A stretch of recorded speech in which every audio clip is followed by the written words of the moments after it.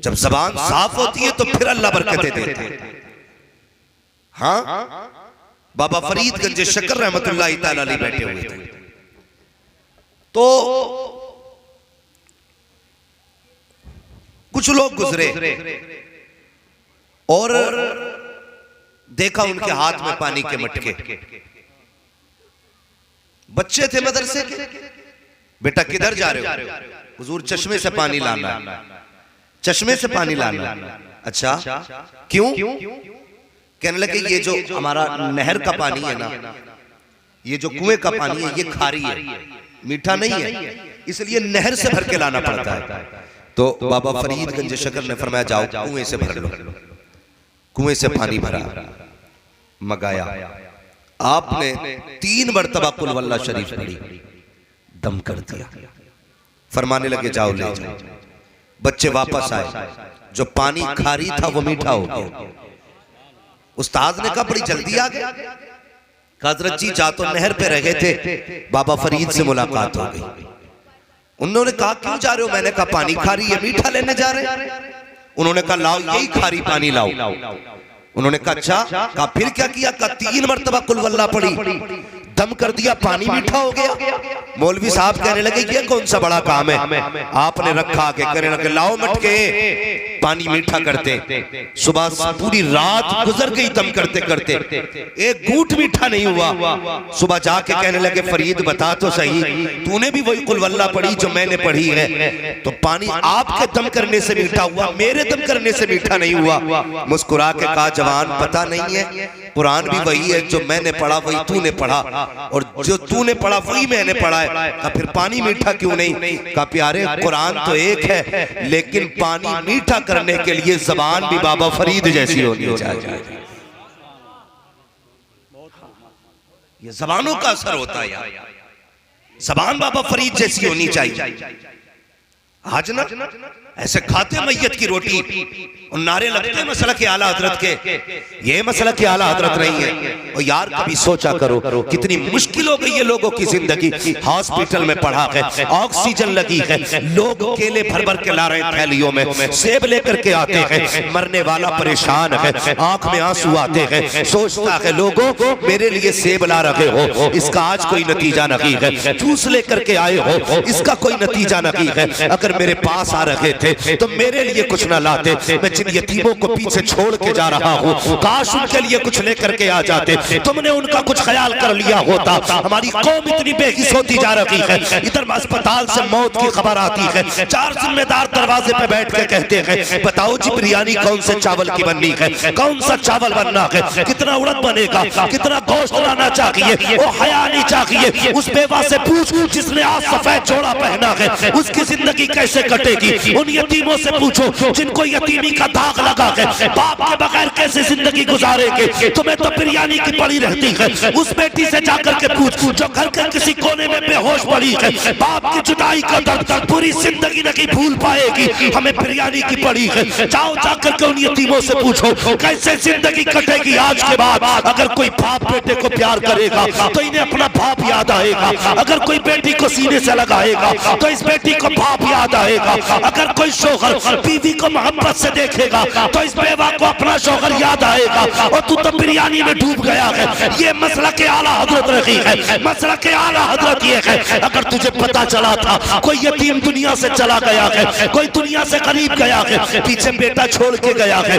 बेटी छोड़ के गया है, 150 रुपए जेब में डाल, भूख लेके ना जा, भूखा पेट लेके ना जा, थोड़े से पैसे लेके चला जा और जाके पूछ इस मरने वाले का बेटा कहाँ है। अगर कहीं पे यतीम नजर आ जाए और यार सीने से लगा ले, जेब में पैसे डाल दे और इतना कह देना बेटे दिल थोड़ा न कर, आज के बाद बाप की कमी हम पूरी तो नहीं कर सकते लेकिन तेरे साथ रखेंगे। खुदा की कसम इधर यतीम राजी होगा, उधर मदीने वाला मुस्तफा राजी हो जाए। नारे तकबीर, नारे रिसालत, उलमा अहले सुन्नत, जलसे इसाले सवाब, नारे तकबीर, सुभान अल्लाह। बहुत खूब। बदलो यार, बदलो। बरेलवी हो ना तो पक्के बरेलवी बनो। ये मसला क्या है, हमने ना अपनी शरीयत को तबीयत में ढालना शुरू कर दिया। हमारी वजह से लोग मसला के आलादत को गलत कहते हैं। हाँ, हालात हज़रत ने मना फरमाया इस मैयत की रोटी को, लेकिन हम खा खा के दिखा रहे हैं। ना कर यार, मत करो।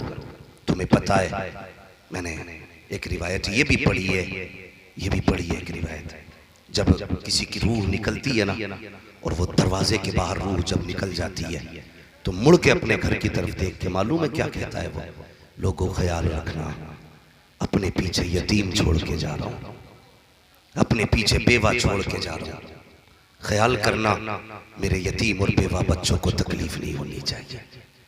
यार, हमें हुजूर का उम्मती कहा जाता है, हम कोई आम नहीं है। कसम खुदा की ये निस्बत काफी है बख्शिश के लिए कि हम हुजूर के गुलाम। बड़े फख्र की बात है कि खुदा ने हमें हुजूर की उम्मत में पैदा किया, इससे बड़े नसीब की बात कौन सी होगी। लेकिन बदले अपने आप को, बदले। मरने वालों का मरना मुश्किल ना करें, आसान करें।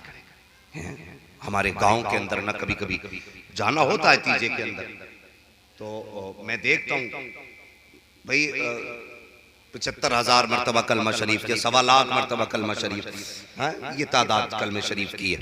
तो कभी कभी तो 2-2 क्विंटल चना आ रहा है, 2-2 क्विंटल चना। पूछो ना उलमा से, अपने तजर्बाकार लोगों से पूछिए। हमारा मकसद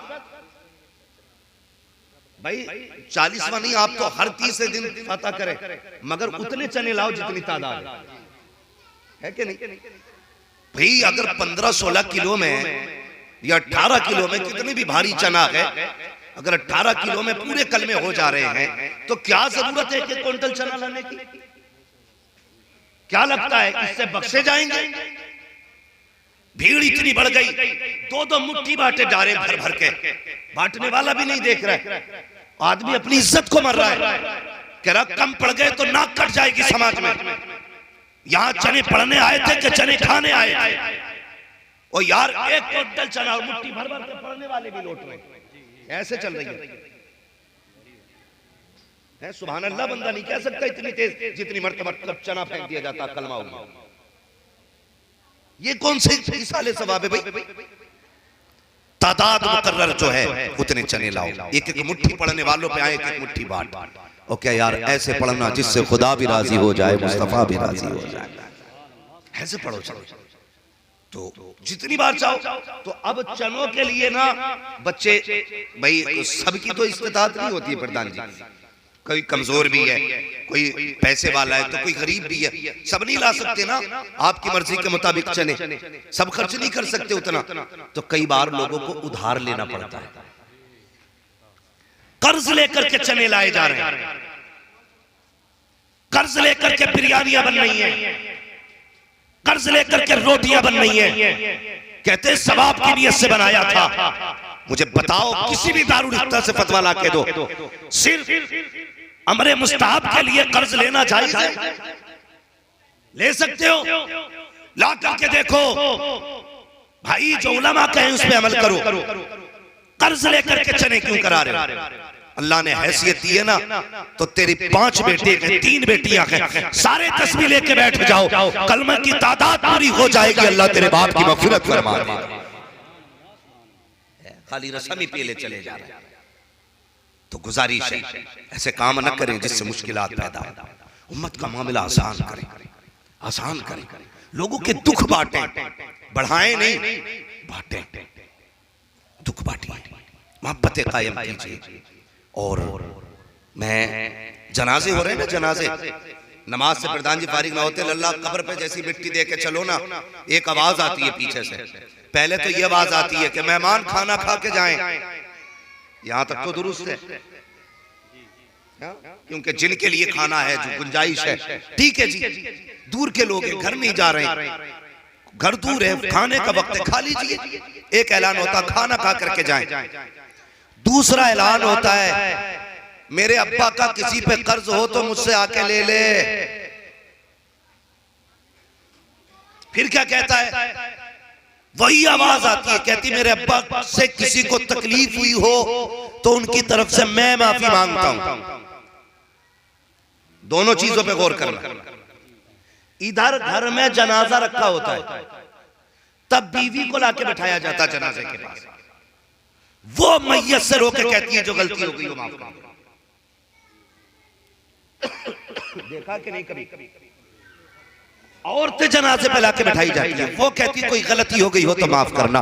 मेरी बहन, मेरी बेटी, मेरी कौम की शहजादी, सिर्फ इतनी बात कहना चाहता हूँ, मरने के बाद माफी मांगी तो क्या मांगी, क्या कि अच्छा होता तेरी और शोहर की जिंदगी थी, जीते जी उससे अपनी खताओं की माफी मांग ली होती, मरने से पहले उससे कह दिया होता मेरे सरताज पूरी जिंदगी तेरे साथ गुजरी है, हो सकता है कोई खता हो गई हो माफ कर दे, हो सकता है कोई गलती हो गई हो तो माफ कर दे। मरने के बाद माफी मांगने से क्या होगा, वो तो चला गया। जिसको तूने गाली दे के घर से भेजा था उसका तो जनाजा उठ चुका है, जिसको तूने गाली दे के घर से निकाला था आज सफेद चादर ओढ़ के लेट चुका है, जिसको तू बिना ताने दिए रोटी नहीं देती थी आज वो मुंह बंद करके लेटा है, जिसको बिना गाली दिए तू सुबह की करती थी आज उसकी जबान पे ताला लग गया है। और मेरी कौम की बेटी, इससे माफी मांगनी थी तो जीते जी मांग लेती, तेरे लिए हुजूर की जिंदगी नमूना थी, मौलाए कायनात की जिंदगी नमूना थी, हजरत फातिमा की जिंदगी नमूना थी। अल्लाह अकबर, तारीख उठा करके देखिए प्यारे,